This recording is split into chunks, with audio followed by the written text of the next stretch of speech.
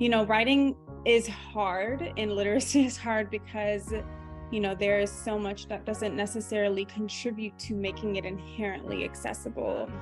I think also just honing in on not validating what writing young people are already doing. Young people are writing and creating all the time, and sometimes it's just not necessarily validated because of what it looks like or feels like, or, you know, doesn't take into consideration a lot of those pieces. I've also just seen so much outdated source material and resources used in literacy and writing spaces, a value of teaching writers, non-living writers, focusing specifically on the English language and stories of just one culture, but, ways to get to accessibility. Of course, live on the other side of that, updating. And also writers of different ages. I think that this is something, former organization that I love dearly and used to work with at 826 Chicago.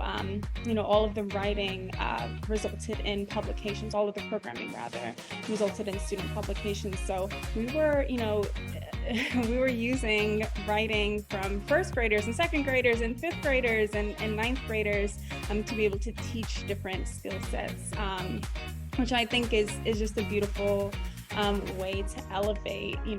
Who says that you have to teach an exemplar of writing by someone who is three times a young person's age? And so, when a young person walks into a learning space, I position them as an artist. I call them an author. I call them an artist. And I think that does a lot for confidence and encouraging participation and well-being. I think a lot of inaccessibility too is like, oh, my young people don't want to participate, or they're not participating for a reason, right? They might not feel safe. They might not feel well equipped. And so there's always a hierarchy of learning, an educator and students.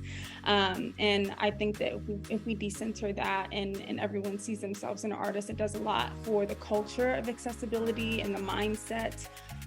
So, yeah.